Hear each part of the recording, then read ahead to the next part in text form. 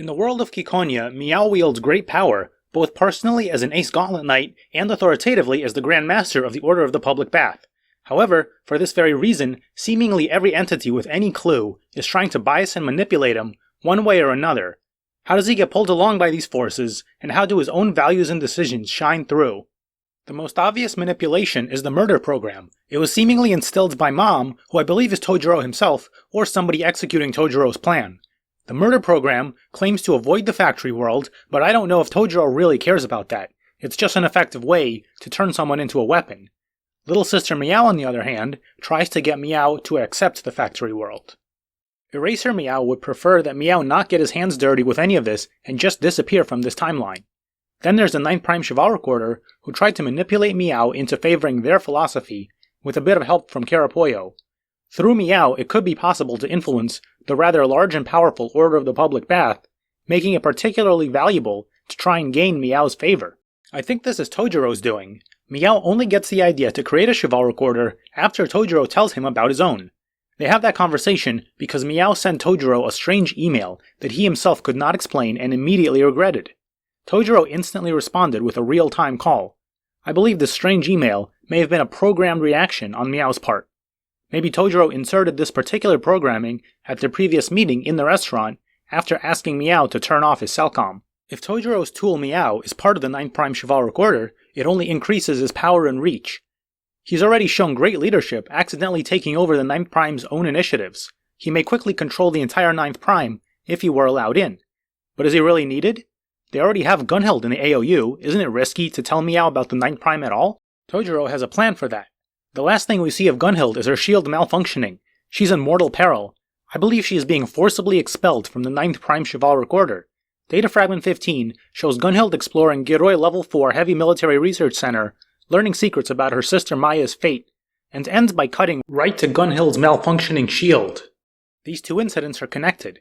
Gunhild used the privilege of the 9th Prime for personal gain and proved herself disloyal. She couldn't be relied upon and knew too much to live. But the 9th Prime still needs an agent in the AOU, so they turn to Meow.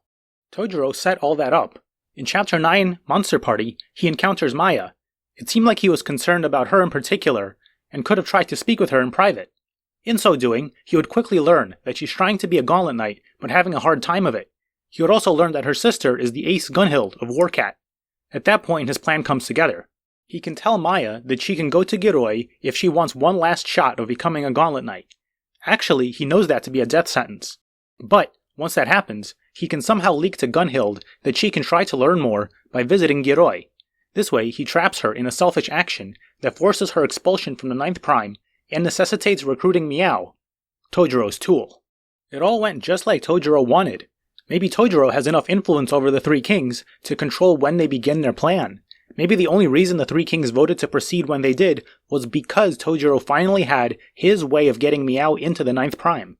When Meow does receive this invitation, he spaces out, and the scene suddenly, repeatedly cuts to random past events. The next we really see of him, he's warding off Lingji, full of faith in humanity. What happened? I believe the invitation resulted in a malfunctioning trigger. He's supposed to see specific scenes from his memory that confirm his recent nihilism, and make him want to join the 9th Prime, but instead he just sees random memories.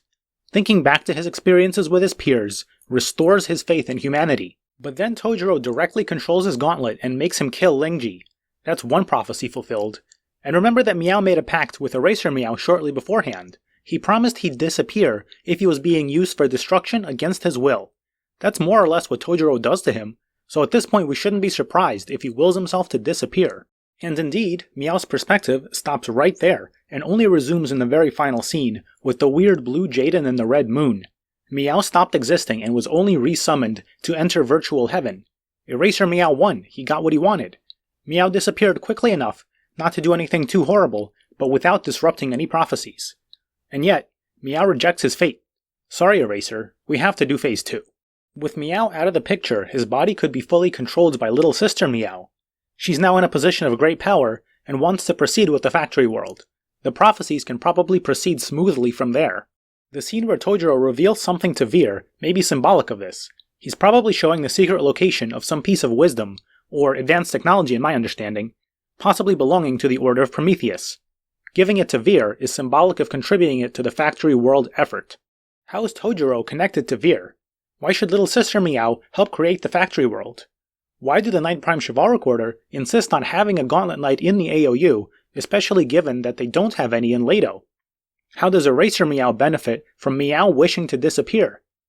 I've already discussed all of those topics in my other videos.